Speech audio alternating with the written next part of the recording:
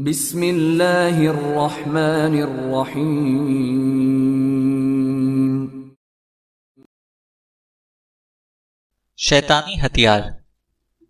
जिंदगी की वो रात भी अजीब होती है जब बेतहाशा अंधेरों में भटकते हुए आगे बढ़ो तो अंधेरे महताब निगल चुके होते हैं। हमारे अतराफ अनगिनत सदाओं का एक ऐसा जंगल है जहां हम भटकते हैं, हर गुजरते लम्हे की आंख में खटकते हैं। राख होने वाली है, शाम होने वाली है, रोशनी में सायों का एक मेला सा था, मगर वो तन्हा थी। मौत की पनाहों से जिंदगी निकलती है, जुल्म करने वालों से जुल्म बर्दाश्त करने वालों तक एक ऐसी कहानी जिनकी हंसती बसती दुनिया में जहरीले लोगों ने ऐसा जहर फैलाया कि जिंदगी मिटती चली गई। सुबह का सूरज बुझता चला गया। दौलत की हवस में अंधे हो जाने वाले सफाक शिकारियों का भयानक खेल, एक अनोखी कशमकश का आगाज। मुसन्निफ एंड्रयू अपने दफ्तर वाली मंजिल से एक मंजिल पहले थोरा के साथ बाहर आ गया। उसे हिस्ट्रियाई कैफियत में लेकर वो अपने दफ्तर में नहीं जा सकता था। वो निचली मंजिल पर अपने दोस्त के दफ्तर में आ गया जो जॉर्जिया क्या हुआ था। कई घंटों की फ्रस्ट्रेशन निकालने का वक्त आ गया था।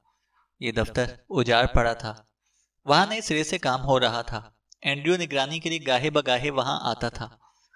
तुम्हारी छोटी सी खोपड़ी में गोबर भरा हुआ है, वो बिखरा हुआ नजर आ रहा था। यू, थोड़ा चिल्लाई, उंगली वकील के चेहरे में घुसाई। तुमने यकीन दिलाया कि कुछ गलत नहीं होगा, लेकिन क्रिस सब कुछ जान चुका है, थोरा ने कहा। यह नामुमकिन है, एंड्रयू ने कहा। थोरा की आंखों में खून उतर आया। तुम्हारी खुशफहमी है, तुम गधे हो। क्रिस ने फोन पर मुझे कहा था कि मैं बेन को कभी देख नहीं पाऊंगी क्योंकि मैं जेल में होंगी, थोरा ने कहा। एंड्रयू ने कोशिश की कि थोरा के अल्फाज से पहुंचने वाला शौक चेहरे पर जाहिर ना हो। तुम्हें यह एडवेंचर खत्म करना होगा, यही एक रास्ता बचा है, थोरा ने जोर देकर कहा। सुनो, क्रिस कुछ भी साबित नहीं कर सकता। उसको FBI एजेंट वर्गला रही है और एजेंट को ब्यूरो ने फारिग कर दिया है। सब कुछ ठीक हो जाएगा, एंड्रयू ने कहा। तुम समझते हो मैं यकीन कर लूंगी? बंद करो सब कुछ, मैं मजीद एक पैसा देने वाली नहीं हूं, थोरा ने कहा। एंड्रयू ने उसका बाजू पकड़ लिया। धमकियां देने से पहले यह बात समझ लो कि तुम मेरा कुछ नहीं बिगाड़ सकती। तुम खुद खतरे में पड़ जाओगी। असल मामला किसी और के हाथ में है और वो एक सफाक आदमी है। अगर तुमने इसको परेशान किया तो तुम्हारी खैर नहीं। अगर तुम्हारे शौहर को शक हो गया तो मैं कोई हर निकाल लूंगा, लेकिन अगर मेरे साथी को तुम्हारे बर्ताव का इल्म हो गया तो खुद को मुर्दा समझो, एंड्रयू ने कहा। थोड़ा भूखी शेरनी के मानंद एंड्रयू को घूर रही थी। मुझे क्या करना चाहिए, कहां जाऊं, वो घूर रही। तुम मेरे ऑफिस में ठहर जाओ, लेकिन इस मामले में एक लफ्ज ना बोलना। मेरे ख्याल में ऑफिस की दीवारें भी सुन रही हैं, एंड्रयू ने कहा। मैं नहीं जानती, मुझे अपने बेटे से मिलना है, थोरा ने कहा। अभी मुनासिब नहीं है, एंड्रयू ने कहा। बकवास बंद करो, मैंने कोई कानून शिकनी नहीं की। थोरा की आंखों से शोले निकल रहे थे। एंड्रयू शशदर रह गया। तुमने शौहर को हलाक करने के लिए किसी को हायर किया, और वो भी 2 बार। वकील का इशारा थोरा के साहब का शौहर की जानिब था। कोई साबित नहीं कर सकता, मैंने सिर्फ लॉयर को कंसल्ट किया था, थोरा ने चोट लगाई। तुमने मुझे $1 मिलियन किस बात के लिए दिए थे, एंड्रयू ने कहा। मैंने सरमायाकारी के मशवरे पर अमल किया था, थोरा ने सर्द लहजे में कहा। रकम तुम्हारे कब्जे में चली गई। जो भी इस डील को देखेगा ये समझेगा कि रकम तुमने चुरा ली है, थोरा ने कहा। एंड्रयू जैसे गंग रह गया था। मैंने अपनी पुरानी जिंदगी में वापस जा रही हूं। अगर मेरे शौहर को कुछ हुआ तो मैं तुम्हारे खिलाफ वो करूंगी कि पछताने का मौका नहीं मिलेगा, थोरा ने कहा। एंड्रयू का दिमाग घूम गया। कुतिया, तुझे हकाइक का सिरे से अंदाजा नहीं है, वो जेरे लब बड़बड़ाया। फिर तौकफ के बाद बोला, मैं तुम्हें दिखाता हूं कि तुम्हारे लिए अब देर हो चुकी है। वो थोरा को खिड़की तक लेकर गया। बिल्डिंग के बाहर सड़क पर इशारा किया। इन आदमियों को देखो, उसने इशारा किया और जरा पीछे हटकर टूल बॉक्स के पास आ गया। थोरा ने देखा कि वहां पर एक आदमी अखबार पढ़ रहा था, दूसरा जॉगर्स में टहल रहा था। कौन है वो, थोरा ने पूछा। FBI, एंड्रयू ने जवाब दिया। थोरा का मुंह खुल गया। तुम्हें कैसे मालूम हुआ, थोरा ने पूछा। ब्यूरो में मेरे राब्ते हैं, एंड्रयू ने कहा। वो यहाँ क्या कर रहे हैं, वो क्या जानते हैं, थोरा ने पूछा। मैं ठीक से नहीं जानता, देखो एक और होगा, एंड्रयू ने कहा। थोरा पंजों के बल ऊपर के हो के इधर उधर देखने लगी और एंड्रयू ने बॉक्स में से थोड़ा हथौड़ा निकाल लिया। थोरा को हरकत का एहसास हुआ तो वो मुड़ी, लेकिन इस वक्त तक एंड्रयू का हथौड़े वाला हाथ हरकत में आ चुका था। हथौड़ा खोपड़ी से टकराया, वो लुढ़खुड़ाकर जमीन बोस हो गई। कुतिया 5 साल की मेहनत पर पानी फेरने जा रही थी। वो फिर नफरत से बड़बड़ाया था। क्लेमर स्मिथ पार्क में एलेक्स का मुंतजिर था। वो बर वक्त आ गई थी। क्रोला छोड़कर एलेक्स फोर्ड में बैठ गई। क्लिनिक का क्या किस्सा है? क्लेमर ने सवाल किया। यूनिवर्सिटी मेडिकल सेंटर में एक डॉक्टर है, एल्डन ट्रेवर। ये जगह उसकी मलकियत है। वो मेरे लिए मशकूक हो चला है। कई बरस पहले उसकी बीवी कैंसर के हाथों लुकमा अजल हो गई थी। नतीजतन खासी मोटी रकम ट्रेवर की जेब में आ गई। बजाय वो ये रकम गुरबा के इलाज पर सर्व कर रहा है, लेकिन मैं समझती हूँ कि इलाज की आड़ में वो कुछ और भी करता आ रहा है। वो कैंसर स्पेशलिस्ट है। ये क्लिनिक तजर्बात के लिए बहुत मौजू है। वो मरीजों को किसी किस्म का वायरस या टॉक्सिन देकर रद्द-ए-अमल जांच सकता है, लेकिन जाहिर है कि वो हर मरीज के साथ ऐसा नहीं करता होगा। बहरहाल ये मेरा अंदाजा है। अंदाजों की बुनियाद भी है, एलेक्स ने वजाहत से बताया। ये दीवानापन है, क्लेमर ने तबसरा किया। लगता तो है। मुझे उम्मीद है कि हम कुछ ना कुछ हासिल कर पाएंगे, एलेक्स ने कहा। प्यालो रेस्टोरेंट काफी बदल चुका था। अंदर दाखिल होने पर सामने इस्तकबालिया था। दाएं जानिब कुर्सियों की कतार थी। बेशतर पर मरीज बैठे थे। वहां पसीने, सिगरेट और अल्कोहल की बू फैली हुई थी। क्या मैं मदद कर सकती हूँ? इस्तकबालिया की औरत ने बगौर एलेक्स का जायजा लिया, जो जाहिर है कि दूसरों से मुख्तलिफ लग रही थी। मेडिकल सेंटर में मेरी डॉक्टर ट्रेवर से मुलाकात हुई थी। डॉक्टर मसरूफ हैं, उनको कुछ मालूमात दरकार हैं, इसलिए मुझे भेजा है, एलेक्स ने कहा। हाँ, वो नहीं है। मैं किसी और को देखती हूँ, तुम इंतजार करो। ये कहकर खातून अंदर कॉरिडोर की तरफ चली गई। एलेक्स ने शुक्रिया अदा किया और डेस्क के करीब आ गई। वहां चंद बिल पड़े थे, जिन पर ट्रेवर फ्री क्लिनिक लिखा था। अपॉइंटमेंट बुक के साथ एक मैगजीन खुला पड़ा था। राइटिंग पैड पर शिकस्ता अल्फाज में एनर्जी बिल की ताखीर दर्ज था। आगे नॉयल ट्रेवर DVM लिखा था। नीचे एक नंबर था, 093-65974। खातून की वापसी तक एलेक्स ने वो नंबर याद कर लिया। आज मैं कुछ नहीं कर सकती, डॉक्टर के आने का इम्कान भी नहीं है, ये कहकर वो मैगजीन की तरफ मुतवज्जा हो गई। शुक्रिया अदा करके एलेक्स पलटी और एक आदमी से टकराते टकराते बची, जिसने कीमती सूट जेबतन किया हुआ था। एलेक्स ने माजरत की। आने वाले के सफेद बाल छोटे थे और आंखें गहरी नीली। उसका चेहरा जाना पहचाना महसूस हुआ, लेकिन एलेक्स को याद ना आया कि उसने नीली आंखों वाले को कहां देखा था। कोई बात नहीं मिस, वो मुस्कुराया और एक तरफ हट के एलेक्स को जाने का रास्ता दिया। एलेक्स बाहर निकलकर क्लेमर की फोर्ड तक गई। कोई बात बनी? क्लेमर ने सवाल किया। नहीं, एलेक्स ने जवाब दिया। तुमने इस आदमी को देखा जो भी अंदर गया था? एलेक्स ने पूछा। हाँ, तुम जानती हो? क्लेमर ने पूछा।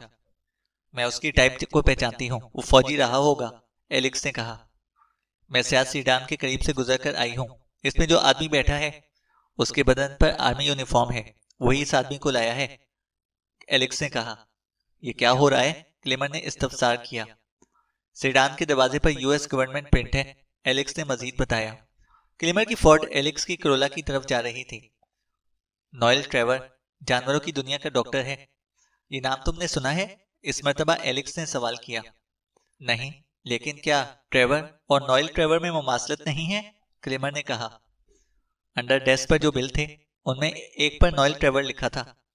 ये एनग्राम है, मामूली फर्क के साथ दूसरा नाम तश्कील दिया गया है, एलेक्स ने कहा। यानी हम यहाँ आकर नाकाम नहीं हुए? क्लेमर की आंखें चमकी। कैंसर का डॉक्टर नई उर्फियत के साथ नजरअंदाज नहीं किया जा सकता, क्लेमर ने कहा। ब्लॉक का चक्कर लगाओ, देखना ही है कि वो आदमी अंदर कब तक रुकता है, एलेक्स ने कहा। अगर वो अंदर ही है तो यकीनन ट्रेवर के साथ होगा। क्लेमर घूमकर वापस आया तो सीडान गायब थी। मेरे अंदाजे के मुताबिक वो इंटरस्टेट पर निकले होंगे, क्लेमर ने क्यास आराई की।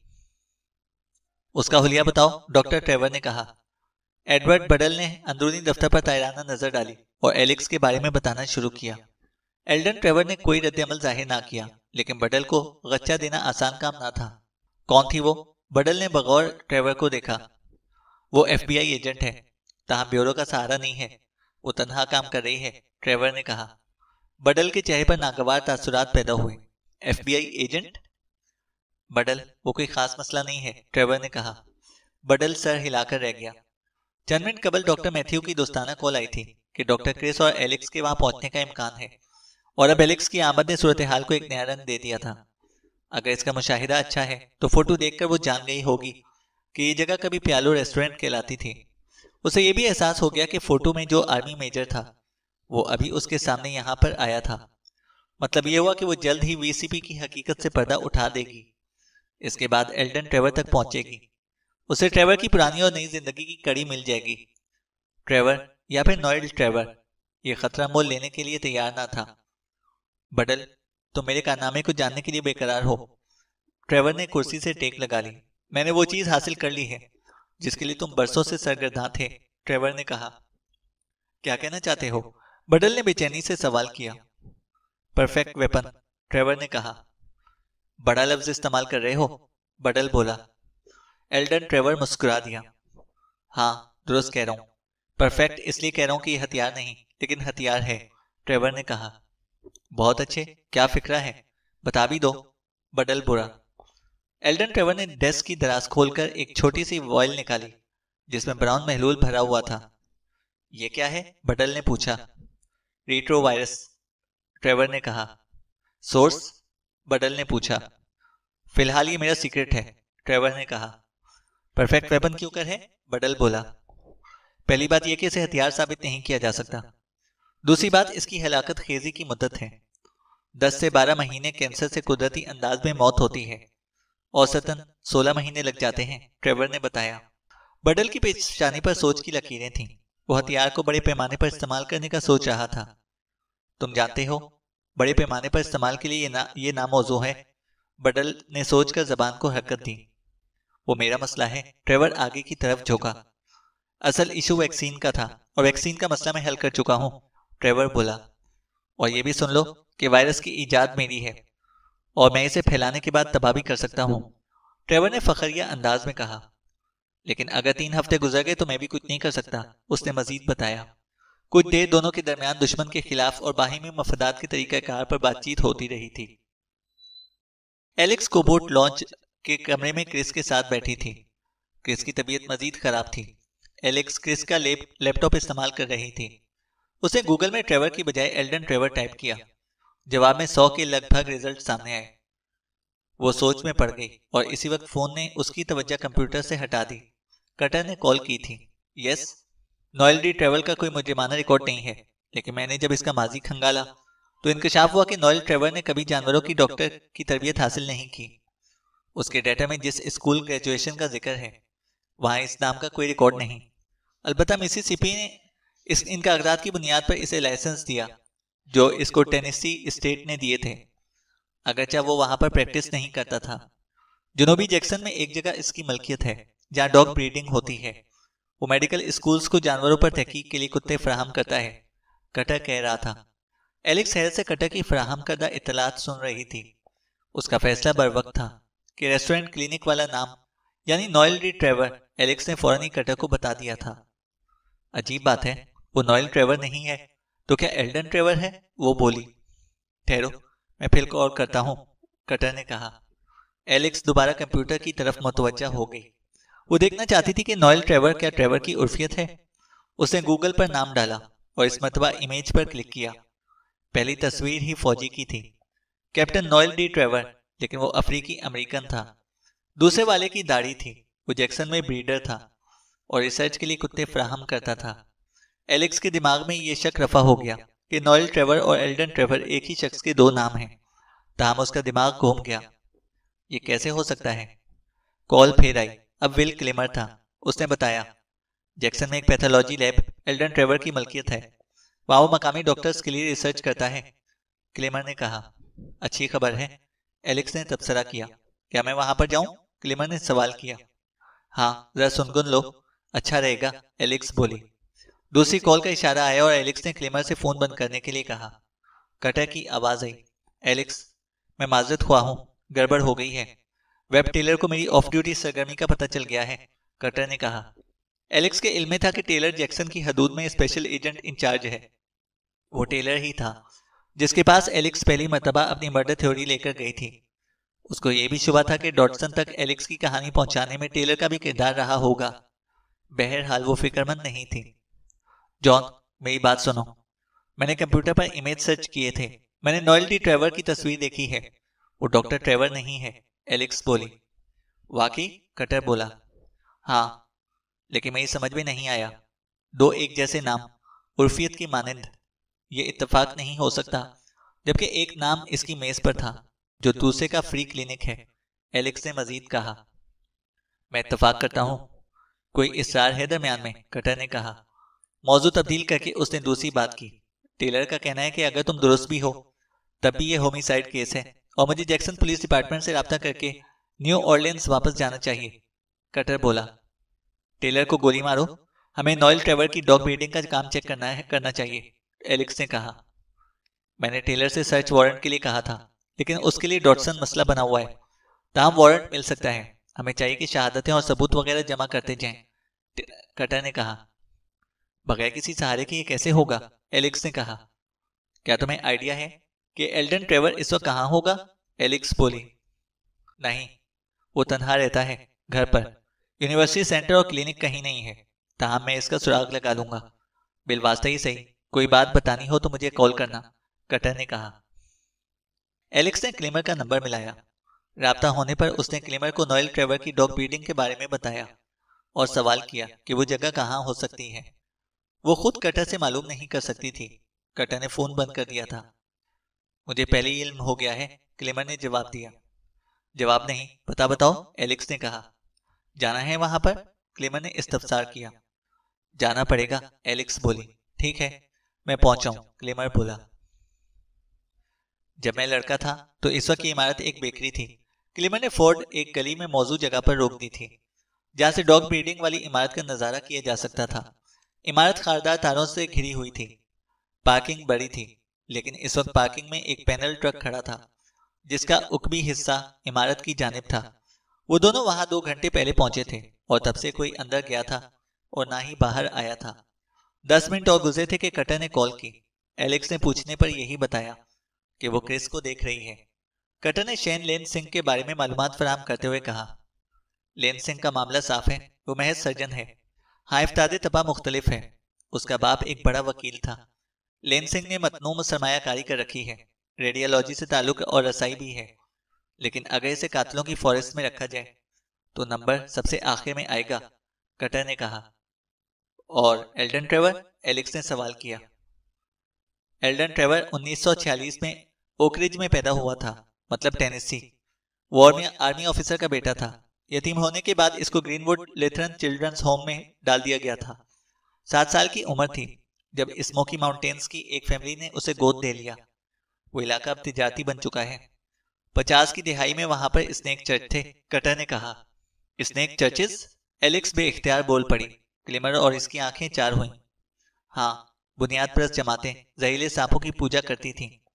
एल्डन ट्रेवर टेनेसी यूनिवर्सिटी में फुल स्कॉलरशिप पर गया था। यूं इसको वियतनाम से निकलने का मौका मिल गया। उसने हाई लेवल पर माइक्रोबायोलॉजी में रिसर्च शुरू कर दी। रिसर्च के दौरान का डेटा पुरस्कार है। 1 साल से पहले उसे निकाल दिया गया। 1976 में वो मेडिकल स्कूल में चला गया। रिसर्च की हद तक उसकी शख्सियत के कई पहलू हैं, पैथोलॉजिस्ट, हेमाटोलॉजिस्ट वगैरह वगैरह। यूनिवर्सिटी मेडिकल सेंटर में मुलाजमत 1985 में हासिल की। 1998 में बायोकेमिस्ट्री की प्रोफेसर से शादी की। बीवी का इंतकाल कैंसर से 1998 में हुआ। बाकी कहानी तुम्हें मालूम है। मेरे ख्याल में हमारा वास्ते खतरनाक और पहलूदार आदमी से पड़ा है, जॉन कटर कह रहा था। आखिर में जॉन कटर ने एक जुमले में तबसरा किया। क्लेमर ने एलेक्स के घुटने पर घुटना मारा और विंडो शील्ड के पार इशारा किया। 60 के फासले पर एक सुर्ख वैन उनकी मतलूबा इमारत की पार्किंग में दाखिल हो रही थी। क्रिस तकलीफ में है, मैं उसे देखती हूँ, एलेक्स ने कहते हुए वैन की लाइसेंस प्लेट पढ़ने की कोशिश की। एक और बात, कटर की आवाज आई। नॉयल ट्रेवर एक मिस्ट्री है। 10 साल पहले तक उसका कोई वजूद नहीं था और उसकी इमारत डॉग ब्रीडिंग की इमारत ही है, कटर ने कहा। बहुत शुक्रिया, वारंट की कोशिश जारी रखो। क्रिस मुझे आवाज दे रहा है। एलेक्स ने फोन बंद कर दिया। सुर्ख वैन ने हॉर्न दिया था। इसके बाद ऑटोमेटिक गेट खुला। मतलब यह हुआ कि वो खबीस अंदर ही है, क्लेमर बोला। लेकिन वैन अंदर क्यों नहीं गई, एलेक्स ने कहा। डॉक्टर ट्रेवर ने ऑफिस में मुझे एक रिसर्च प्रोजेक्ट के बारे में बताया था। ये फौजियों और कैंसर के बारे में था। वो आंखें बंद करके तस्वुर में एक बार फिर ट्रेवर के ऑफिस में चली गई। वो ट्रेवर और मिलिट्री ऑफिसर की तस्वीर को देख रही थी। VCP, उसने बंद आंखों के साथ कहा। ट्रेवर के लैब कोट पर तस्वीर में ये अल्फाज खड़े हुए थे। क्या मतलब, क्लेमर ने कहा। डिविटेरियन कैंसर प्रोजेक्ट, ट्रेवर के अल्फाज की वजाहत की थी। एलेक्स ने बैक सीट से कंप्यूटर उठाकर गूगल में VCP लिखा। ऐसे अल्फाज कंप्यूटर ने कसरत से जाहिर किए। दूसरी बार एलेक्स ने वीसीपी के साथ कैंसर लिखा। इब्तिदाई चंद रिजल्ट्स इंडियन प्रोजेक्ट से मुतालिक थे। छठे रिजल्ट में वीसीपी के साथ वायरस कैंसर प्रोग्राम लिखा था। एलेक्स की रफ्तार नब्ज बढ़ गई। उसने लिंक पर क्लिक किया और पढ़ना शुरू किया। वीसीपी एक वसी तहकीकी प्रोग्राम था जिसमें अमेरिका के बहुत मुमताज साइंसदान मुलव्विस थे। सबकी तवज्जो कैंसर की वायरल की बुनियाद पर है, खासतौर पर लियोकियोमिया पर। माय गॉड, एलेक्स ने सरगोशी की और आगे पढ़ना शुरू किया। सरकारी रिकॉर्ड तस्दीक करता है कि हजारों लाखों खतरनाक वायरस जिंदा जानवरों में परवरिश पाते हैं। इनको तरमीमशुदा हालत में किसी और जानदार में दाखिल किया जा सकता है। वायरस कैंसर प्रोग्राम का बड़ा हिस्सा 1973 में फोर्ट डेट्रिक, मैरीलैंड मुंतकिल कर दिया गया था। फोर्ट डेट्रिक जो अमेरिका में हयातियाती वॉरफेयर का मरकज है। ये बात है। क्या कह रही हो तुम? क्लेमर ने कहा। डॉक्टर एल्डन ट्रेवर ने मुझसे झूठ बोला था। वीसीपी का मतलब वायरस कैंसर प्रोग्राम है। वियतनाम की जंग के दौरान यह सरकारी प्रोजेक्ट था। तहकीक का मकसद कैंसर और वायरस के माबैन रिश्ता तलाश करना था। एल्डन ट्रेवर इनके लिए काम करता था। जो उसने सीखा उसे वकील एंड्रयू के साथ मिलकर कत्ल के जरिए पैसा बनाने में इस्तेमाल किया। मैं समझती हूँ कि वो सिर्फ कत्ल ही नहीं कर रहा बल्कि अहदाफ पर तजर्बात के जरिए अपने कातिलाना फन की पॉलिश भी कर रहा था। विल, हमने ढूंढ लिया है, एलेक्स ने कहा। देखो वो कुत्ते कहाँ गए? विल क्लेमर ने एलेक्स का बाजू दबाया। एलेक्स ने इमारत की तरफ देखा। वैन और ट्रक दोनों गायब थे। गेट वैन के अंदर जाने के लिए नहीं खुला था बल्कि ट्रक के बाहर जाने के लिए खुला था। मेरा अंदाजा कि ट्रेवर हर जगह बंद करके भाग रहा है। मैंने इसके ऑफिस में बता दिया था कि मैं कौन हूं। फिर मुबैना मुफ्त क्लिनिक गई, हत्ता कि मैंने उसे मकतूलीन की फॉरेस्ट भी दिखाई थी। ओ गॉड, मैंने ऑफिस में तस्वीर के बारे में भी सवाल किया था। इतना काफी है, इतना काफी से ज्यादा था। वो समझ गया कि जल्द या बदेर मैं उसका सुराग लगा लूंगी। अब वो निशानात मिटाता हुआ भाग रहा है। एलेक्स ने कंप्यूटर उकबी नशिस्त पर डाला और गाड़ी का दरवाजा खोलने लगी। रुक जाओ, तुम सबूतों के साथ उसे दबोच सकती हो तो फिर बगैर वारंट के इमारत में घुसना खराबी पैदा कर देगा, क्लेमर चीखा। मुझे जाना ही है, तुम चलोगे या नहीं? एलेक्स ने कहा। क्लेमर ने गहरी सांस ली और ग्लव बॉक्स में से 357 मैग्नम बरामद किया। गेट खुला हुआ है, हम सीधे अंदर जाएंगे और बताएंगे कि मंजिल खो बैठे हैं। एलेक्स मुस्कुराई। इसलिए तुम्हें साथ लाई थी। उसने जॉन कटर का नंबर मिलाया। क्या तकलीफ है? कटर ने छूटते ही फिक्रा उछाला। मैंने पजल हल कर लिया है, समझो कि पूरा केस। एलेक्स ने वायरस कैंसर प्रोग्राम के बारे में बताया। तुम प्लीज तस्दीक कर लो, ट्रेवर इसी प्रोजेक्ट का हिस्सा था, एलेक्स ने कहा। देखता हूं, वारंट के लिए टेलर अटका हुआ है। ये टिप शायद काम कर जाए। कटर ने फोन बंद कर दिया। क्लेमर ने फोर्ड स्टार्ट की और 1 मिनट के अंदर इमारत की पार्किंग में दाखिल हो गए। क्लेमर ने इंजन बंद करने से पहले एलेक्स की आंखों में देखा। ये गेट क्यों खुला था? मेरे जहन में सवाल बुला रहा है। शायद वो वापस आ रहे हैं, लेकिन फिर भी। और वो खामोश हो गई। चलो अब तो आ ही गए हैं। फ्रंट डोर की बजाय वो गाड़ी से निकलकर साइड में खिड़कियों की तरफ गए। खिड़कियों की बुलंदी ज्यादा थी। मदद करो, एलेक्स ने कहा।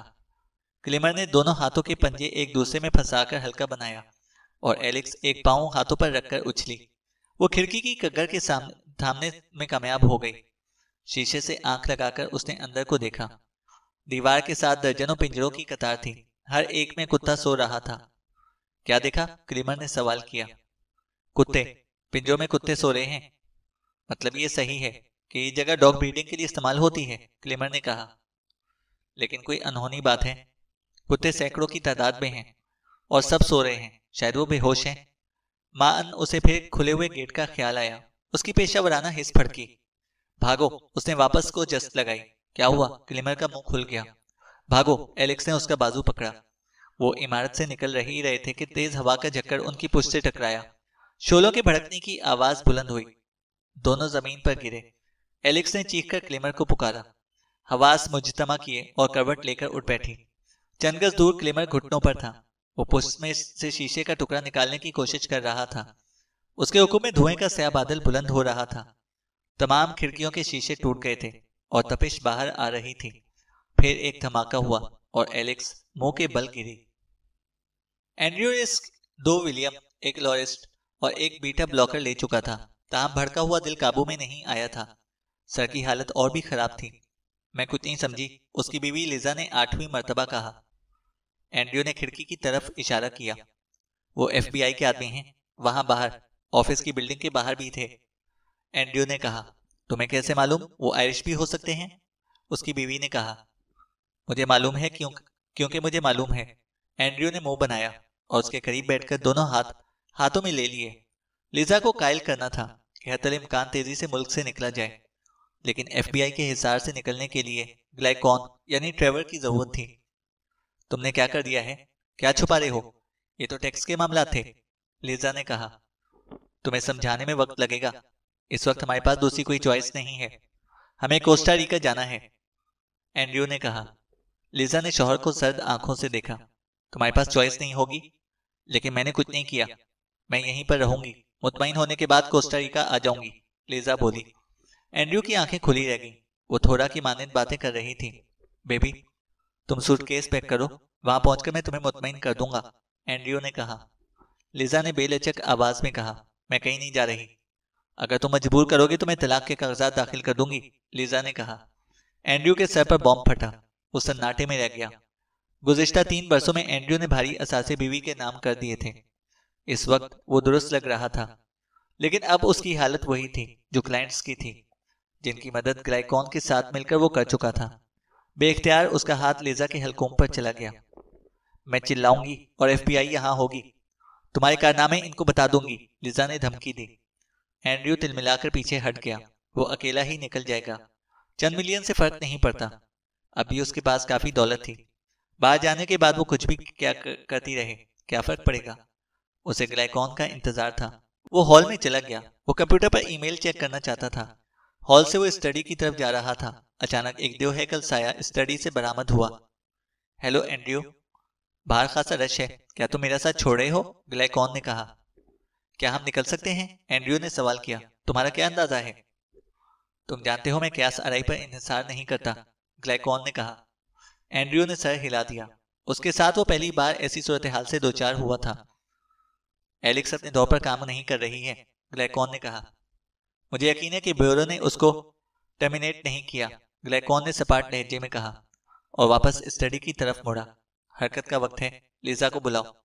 एंड्रयू सवाल करना चाहता था, लेकिन नहीं किया। उसने पीछे देखा। लिजा, यहां पर आओ। तुम खुद आ जाओ, वो बोली। मेरे साथ कोई है, एंड्रयू बोला। ऑल राइट, मैं आ रही हूं, लिजा की आवाज आई। ग्लाइकॉन की अचानक आमद ने एंड्रयू को हैरान कर दिया था। उसने जरीफाना जुमला कहने के लिए गर्दन घुमाई। ग्लाइकॉन के हाथ में पिस्टल था। गोली एंड्रयू के सीने में उतर गई। एलेक्स गोया तारीख समुद्र से उठने की कोशिश कर रही थी। उसने आंख खोलने की कोशिश की और तेज रोशनी की वजह से आंखें बंद कर ली। एलेक्स, जॉन कटर की आवाज आई। एलेक्स ने फिर आंखें खोली। धुंध के दूसरी जानिब कटर का चेहरा था। तुम बेहोश हो गई थी। वैसे कोई तशवीशनाक बात नहीं है।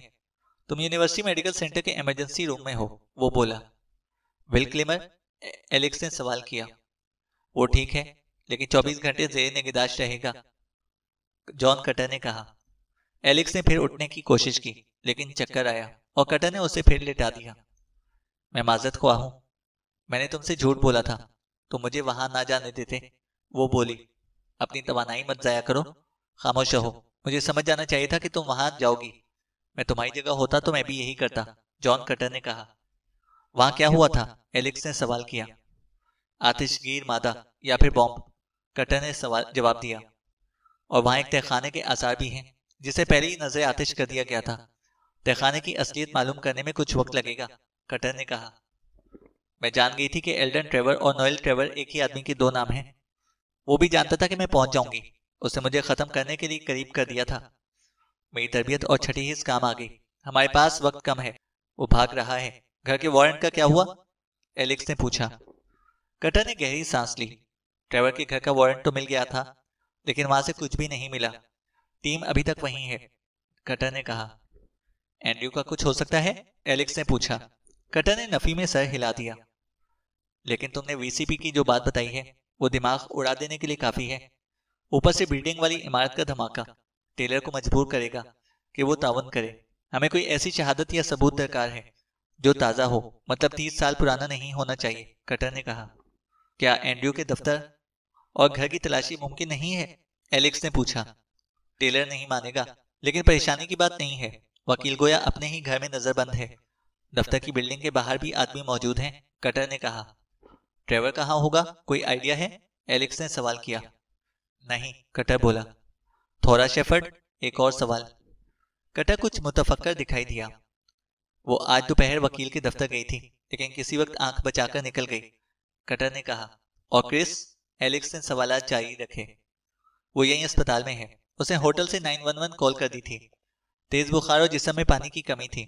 यहाँ आने के बाद उसने अपने एक पुराने क्लास फेलो डॉक्टर क्लार्क को बुलवाया है, कटर ने बताया। वो मेरी माँ का ऑन्कोलॉजिस्ट, कैंसर का माहिर है। हाँ, वो डॉक्टर टॉम केज के साथ मिलकर क्रिस को देखेंगे, कटर ने बताया। क्रिस जब से यहाँ पर है, वो तुम्हारे और अपने बेटे के बारे में इस्तफसार करता रहा है, कटर ने एलेक्स के अगले सवाल का जवाब दिया। फिर एलेक्स बोली। उसका बेटा बेन ठीक है, कटर ने कहा। एलेक्स ने बंद आंखों और धुंधले जहन के साथ हर जाविये पर गौर किया। थोड़ा के लिए मुमकिन नहीं था कि वो FBI को धोखा देकर वहां से निकल जाए। बदली हुई सूरत हाल में जब क्रिस ने उसे फोन पर लुटारा था, थोड़ा एंड्रयू और उसके साथी के लिए खतरा बन सकती थी, या फिर बन गई होगी। जॉन, थोड़ा अगर इसी बिल्डिंग में हुई, अगर उसे खत्म कर दिया गया है तो फिर? एलेक्स ने कहा। मुमकिन तो है। तुम्हारा ख्याल है कि वो इतना तेज जा सकते हैं? कटर ने इस्तफसार किया। विलियम ब्रैड को जहन में रखो, वो खतरा बना तो आनंद फानंद मारा गया, एलेक्स ने मिसाल दी। ठीक है, मैं टावर की तलाशी लेता हूँ, कटर ने कहा। ऑफिशियली? एलेक्स ने पूछा। नहीं, अपने तौर पर, लेकिन अगर लाश मिल गई तो बहुत सहूलत हो जाएगी। वकील को भी पकड़ लेंगे। मैं जाता हूँ, आराम करो, कटर ने कहा और बाहर निकल गया। चैनल को सब्सक्राइब करें और बेल आइकन को प्रेस करें ताकि हमारी हर अपडेट आपको बर वक्त मिल सके।